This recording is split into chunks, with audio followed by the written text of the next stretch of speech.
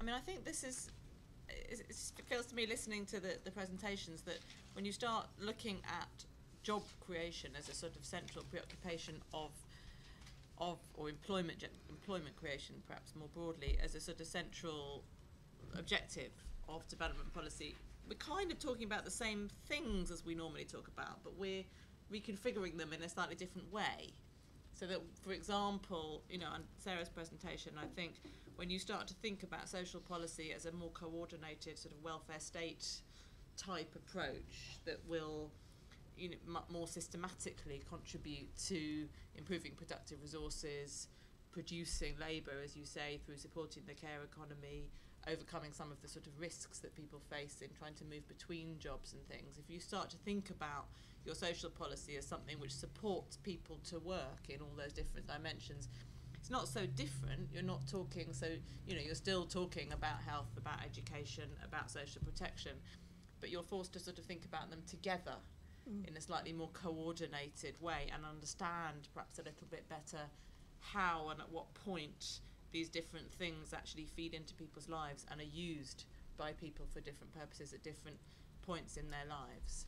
And similarly, I think when we start to think about, you know, how one can use policy to generate a demand for employment, so to create jobs, again, we're talking about macroeconomic frameworks, we're talking about investment in infrastructure, for example. It's not that it brings in some brand new thing, you know, instrument or area that we've never thought about before into the debate, but it restructures our thinking a bit in terms of trying to pull things together into a more systematic, coordinated, sort of homogenous whole of policy, rather than, you know, compartmentalising the different areas of policy and programming.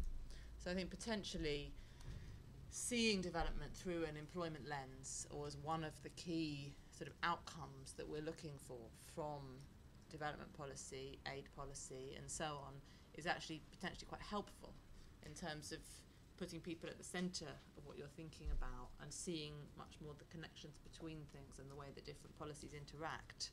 For me, there is still a question which I think we need to be kind of open and, you know, thoughtful about, around actually how much of this can really be affected in any significant way by policy at all, and even more so by what donors do. I think there's a very large range of things that one can think about which are going to affect employment, labour markets, job supply, demand for labour, and so on. There's a slightly smaller subset of that, which is things which governments, national governments, can usefully act on, influence, you know, positively affect.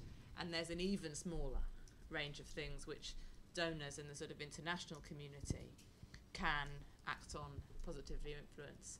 And I think here, very obviously, if we're talking about jobs, we need to look beyond aid is going to be part of that, but it brings back some of the issues around trade policy, investment policy, the more kind of private sector wing of what donor governments do, which have been perhaps sliding slightly off the agenda in the last couple of years at least. So I think, you know, particularly if we're putting this, if the, you know, one of the reasons for sort of thinking about this is to think about where this could take a post-2015 framework, we need to be very cautious about actually where does the added value come from international action. That's not to say we shouldn't try to understand the whole, but that doesn't mean that the whole is necessarily our business as external actors, at least. So with that in mind, for me, this is a very open question. I don't think we really know the answer about actually what we can do, and it's likely to vary anyway in different contexts. With that in mind, that caveat in mind, let me thank the speakers again and turn over to questions. Now, I should have said at the beginning, we have quite a large number of contributions of people watching this online, so hello to you. And so we will also be taking questions from, if you want to send your questions in, we'll try to get through those as well, so don't be shy. If you can, the usual format, if you can put the hand up, I'll take groups of questions, 3 or 4 at a time. Please introduce yourself, make it a question or a very short comment if there's something you feel that we've missed or that you strongly disagree with. Over to you. Where can we... Dirk. Dirk de Velde from ODI. Thank you very much for these insightful presentations, and I think it's very important to get growth higher up the agenda, and think also about jobs and growth. I think there are two issues that I'd like to pick up on. One is on sectors, and the other is on size. So the first presentation by Sarah had some very interesting charts at the beginning about employment in different sectors as economies become richer. And I think what it showed was that as countries are richer, there's more employment in the services sector. And I think we need to think a bit more about what is the causal is there a causal relation, and if so, which direction is it going to? Because it might be that if countries are growing, they're richer, then there will be more jobs in the services sector. Or it could be the other way around, is that actually you need to create more jobs in the services sector, and you just need to create the services sector, and then you get growth going. And I think that's something that I've been highlighting over a number of years, is that as economies develop, the share of services in GDP actually grows. And therefore, we should definitely be thinking much more about the services sector and the contribution to growth and to jobs than we have done before. And that actually one solution to the employment problem might be to get out of agriculture and to get into services, for instance. That could be one way to think about it. The other is the size issue that Christina was mentioning. And I think, so my colleague Christine Kingomba has done a very interesting review last year for the UK DFID, when they were thinking about their private sector development programs and looking at the contribution of SMEs to growth and wealth creation.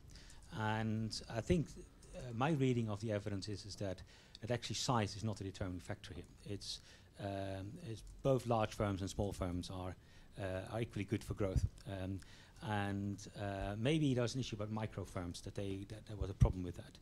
And that actually within these categories, you have good large firms, bad large firms, you have good small firms, and you've got and so on. So I think the distribution within the size category is much more important than between. Therefore, I don't think you need to skew your assistance to one type of category, size category. However, what I think the review was found, and maybe you can think about that, Christina, is that the constraints to growth of firms were different. The smaller you were, there were more constraints, like access to credit and access to finance were bigger constraints than others. And therefore, I think you might be thinking about different types of interventions, perhaps for different types of size categories, but not necessarily skew your assistance to one category only. Thank you. Thank you. Really interesting. Alison.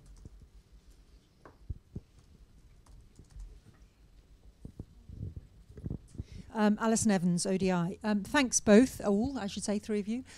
Great presentations. I'm going to be a bit mischievous, though, and say, great stuff, but I really didn't hear anything new. And I'm thinking that there are elements of this discussion we could have had 20 years ago with pretty much similar kinds of issues on the table.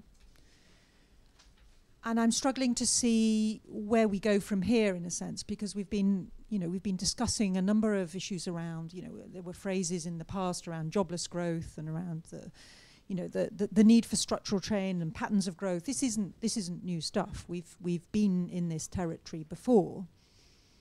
And, I'm going to challenge you and say, we've been as a community singly what's the word I want, sort of incapable of really making a difference on this agenda. The analytics are strong, the data are compelling, but we haven't really been able to mobilize the kind of policy response that you, Sarah, particularly in the brilliant UNRIS report, are sort of looking for. And my question to you is, why do we think that is? And challenge me back and saying, no, there is new stuff in here which we can really get some traction on, but I didn't really hear it, and I'd be really interested to know your view on that. Okay, I've got two more here which I'll take, and then we'll go to some answers.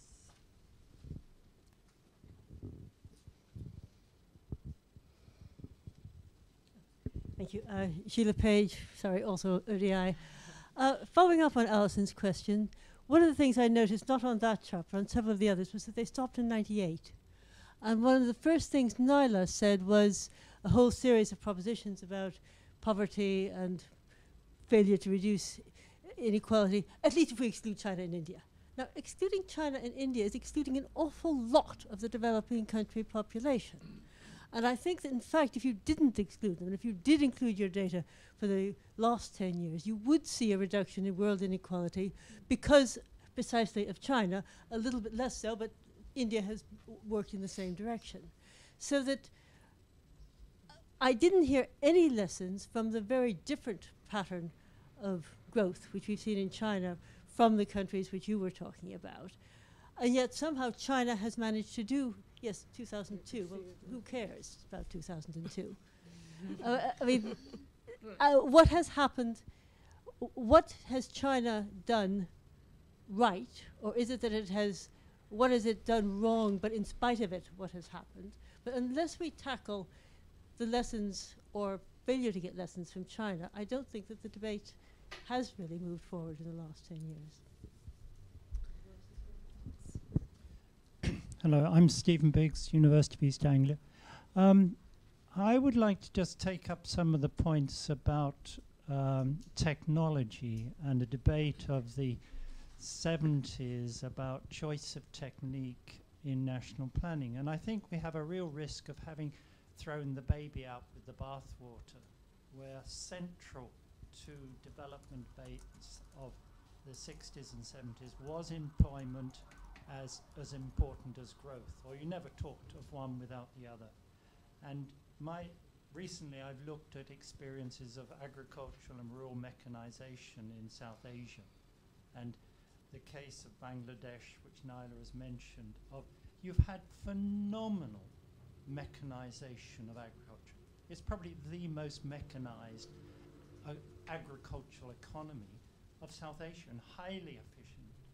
But it's been a drudgery reduction mechanization with employment, and it's been closely linked with rural development and the rest, as Naila says. But that's, in a way, an exceptional country. Almost, and also the lessons from there haven't crept over into similar parts of India or Nepal, but they have. There are different routes of mechanization in Thailand or Vietnam, and each one of those places one finds incredibly selective patterns of mechanization. But at the same time, one looks at some of the debates of recent debates on food and agriculture, and you've got almost a naive representation of mechanization, of the promotion of large-scale industrialized commercial farming, which absolutely flies in the face of this recent experience. And so I would stress that we need to look at information doesn't flow. Experience doesn't naturally flow. And one's got to start revisiting the interest groups which promote different ways and patterns of which growth and employment take place. Thank you. I'm going to sit on any more questions and give people a chance to respond to that. Nala, would you like to start? I'll take up a couple of points. Let me just start with Steve's point. And it is very interesting that information and lessons don't flow. I think, India and China, it dominates our vision. And we can't kind of see beyond it to the little countries, the Vietnams and the Bangladeshis that are also doing quite interestingly well. And one of the reasons for excluding India and China, in a way, is they can do things with huge domestic markets, which smaller countries, which must rely on, access to external markets and so on, are not able to do as easily. And it has always struck me with Bangladesh that there was an ILO report in 2001 and 2002, and it talked about, growth. Only countries that are growing are India and China, and everywhere in brackets, and Bangladesh. And I thought, why is it always in brackets? And that's because it seems like not to have any lessons to offer. And I guess one of the reasons I focused on it here is because it sort of seems to defy a lot of the expectations around it. And I'm not quite sure what it's done right. And I think what I'd like to do is draw out. In fact, they're now talking about the next tigers, and there's little old Bangladesh up there with them doing everything rather wrong and having a very bad governance. But so I think that's and I think if this is extremely orthodox, but I think if one were to try and capture what it's done right, I think it's played to its strengths. It's played to its unskilled, uneducated labor. It hasn't. When the crisis happened, Cambodia, that was constantly being held up as an example to Bangladesh, because Cambodia has had this deal with the US where it will have these wonderful labor standards and, get special access to US markets. In the crisis, Cambodian garments collapsed. Bangladesh garments didn't. One is because actually Bangladesh could afford to continue exporting cheap garments to people who could afford to buy them. But the second is it was domestic capital. Bangladesh garment industry was owned by domestic capital. So I think even what Steve is saying about drudgery, reducing labor-intensive mechanization, it is about not jumping, not leapfrogging, which goes against the other approach, which is to be very dynamic and to invest in developing a dynamic comparative advantage. But I think as long as we have these large supplies of, underemployed labor, I think that might be what Bangladesh has done right. I think the other question, of course, is Alison's, which is quite a difficult one to take up. And I guess what is different is actually what I didn't dwell on very much. And that is what some of the economists, the macroeconomists, are saying. And if it is the case that the strategies around growth have been so driven by inflation control that it has had this very contractionary impact on the employment potential of growth, then I think that is something new and one needs to look at it. If it is the case that we can live with inflation of up to 20% without necessarily damaging growth, etc., but those are not things that are debated, because people who hold one view don't necessarily listen or talk to people who hold the other. So I think some of that is quite new. And I think the whole way in which globalization has opened up whole new sets of connections and routes which we need to take advantage of, and which we need to think about this whole issue of labor migration as a much more important role, international migration. I think those are relatively new. But I agree with you. I certainly don't think I've come up with anything. It's much more of a reflection on what seems to have worked. Tina, any quick thoughts? Yeah, I'm just going to answer the two that I think were sort of directed at me. The first one was Dirk's, and I would agree that there's good and bad in both large and small firms. But I think there's been an assumption by some policymakers, particularly in respect of developing countries, that there's more bad in the small-scale sector, particularly looking at the informal sector and the micro enterprises that largely make it up, ignoring the fact that we don't support that sector in any significant way, and that we have, quite a large failure rate and sort of smaller contribution to growth in the small-scale sector, also in OECD countries, but somehow it's okay to support them there, but maybe not so much translating that lesson to developing countries. And I guess that would take me to sort of your second point, that it's not a question of needing to skew the agenda. I guess what we're trying to say is that it's already skewed in favour of the larger firms. When you look at the spending and you look at the kind of analytical tools that are used to guide policy, like the investment climate analyses and the doing business indicators. And so I would very much agree with your third point, that different sizes face different constraints, and that's not really reflected in those kind of analyses that are sort of led by the World Bank, for example. We see it very much being skewed towards the larger end, so there's a need to sort of readjust to achieve that neutrality that you were talking about. And the second being Alison's question, which was the hardest. It's maybe not that new, but I think one of the things that would help us make more of a difference is sort of focusing more on the tools that we need to get that new lens that Claire was talking about. So looking at measures, we're seeing people looking at GDP now and thinking that maybe that's not the best thing to focus on. Looking at also definitions, one of the things that we've come across is the definition of SMEs is really inappropriate to try and sort of target interventions, because firms of 200 are also the largest, as well as SMEs in a lot of countries. But also looking at data around sort of quality of jobs, sectors, you know, gender disaggregation of employment, for example. All that is lacking. If we had those, we maybe would have more of an influence on policy. So take it step by step. Sarah. Okay, thank you. First, responding to Dirk briefly. I mean, first, I think, yes, it's good that growth is, I don't think it's ever been off the agenda. I think the critical issue is the structure and the pattern of growth, and just looking at growth is clearly not enough, and we know that, but it's still back there as the target. In terms of sectors and services, I totally agree, and one of the things, I mean, we included sort of countries that seem to be having a more rapid expansion of the service sector in the study. Unfortunately, one of them was Ireland, which, you know, then by the time we published the report, it wasn't quite clear what we were going to draw from that.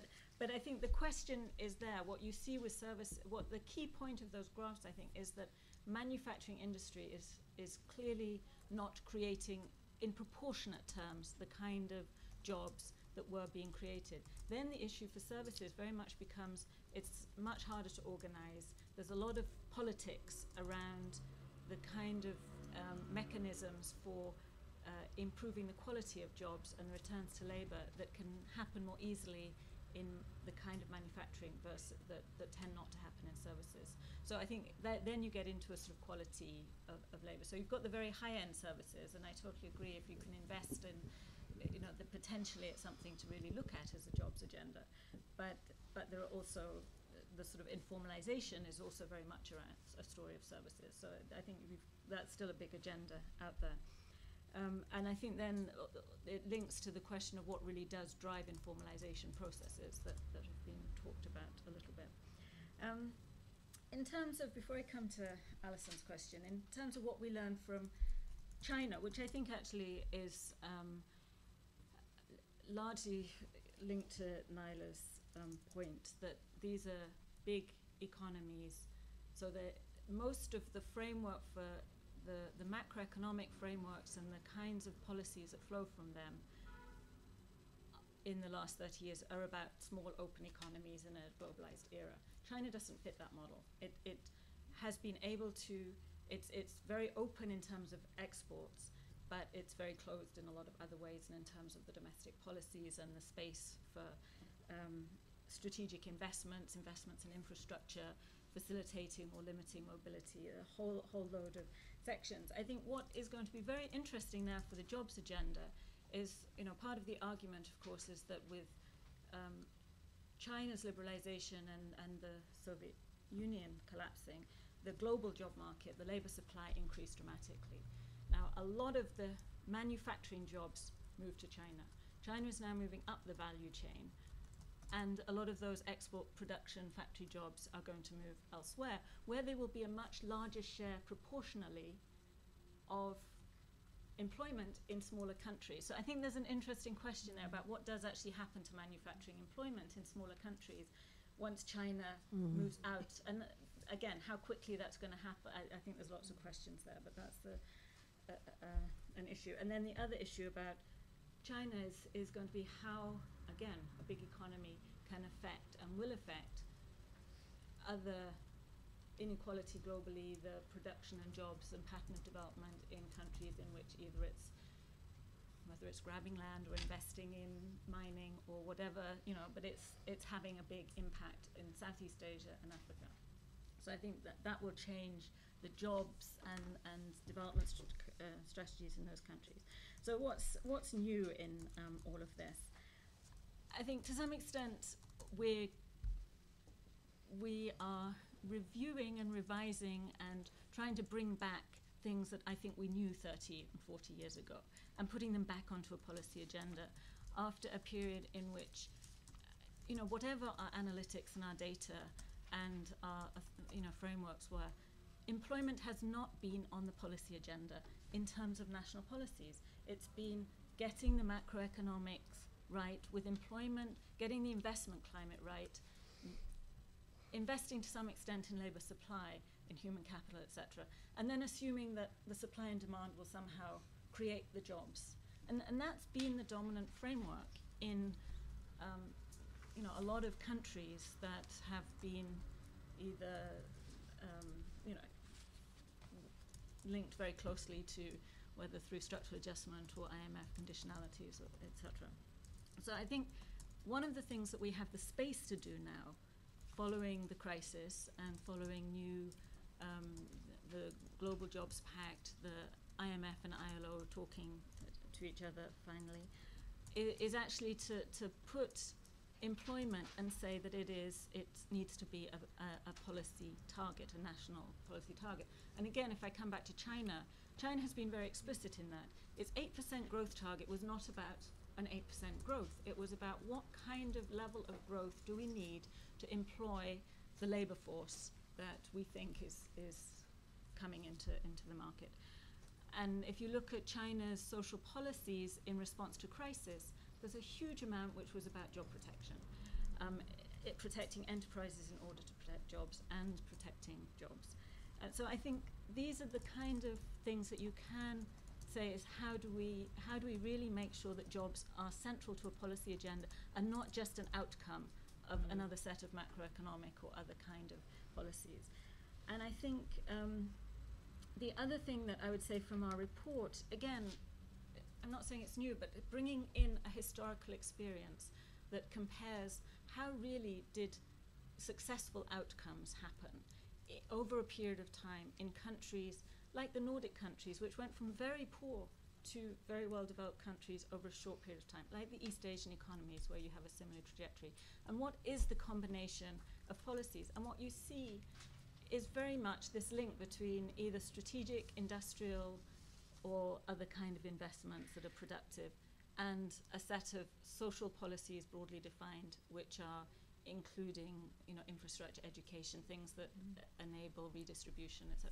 And I think if that agenda equally has not been, even though it's not necessarily new and revolutionary, it hasn't been on the development agenda, which has moved very much towards a sort of more residual social protection agenda over the last, I think partly, you know, the MDGs feed into that. So I think if we can stand back and see these things as interrelated, I think then there are challenges at a national level of how this works out in practice, how, you know, mineral resource-rich economies can promote employment, how agricultural economies can make these transitions that are very specific. But I think the frameworks, there's a moment now where actually we can push them in a direction that could be much more job creative. Thanks. Yes, I'm trying to not talk too much, but I can't resist Alison's question either. I mean, I think with something I take that partly, and I think we need to think about it. But I think there's two ways of answering it. There's what's new in terms of what more do we need to know in order to be able to say something new, or how can we differently ask the questions. But I think there's also, you know, in a sense where you ended, what's new in terms of trying to effect a policy response doesn't necessarily need to be about asking different questions, having different analysis. It could just be about changing the politics and talking about things in a different way, and trying different strategies of change, as much as, you know, as actually knowing more. I'm not saying that we know everything, but I think we do know a fair amount at this point. Although, I mean, I think it's also fair to say that I was at a sort of roundtable event recently with a group of labour market economists who work in developing countries, and somewhat to my surprise, as a sort of relative newcomer to this debate, the dominant thing that everyone said was, we don't know anything. You know, all of our models of change and of policies and of how we expect things to work are essentially based on OECD countries. There's no data. There's been so little policy interest. There's been no investment in research. you know, so that in a sense we don't know what we don't know. So we don't know what's new yet because we haven't asked the question, is part of the answer. But I also think you're right. Unfortunately, there was so much to say that we don't have time for another round of questions. So I'm very sorry for anyone who was just holding fire and just getting, you know, slowly getting into it. But I should say that this is really the opener of, you know, a new programme of work for us in this area. We're hoping to start, you know, a sort of substantive new programme soon, you know, develop the work over the next year on growth and employment issues, partly as a standalone programme and partly as part of another piece of work that we are doing on the post-2015 agenda.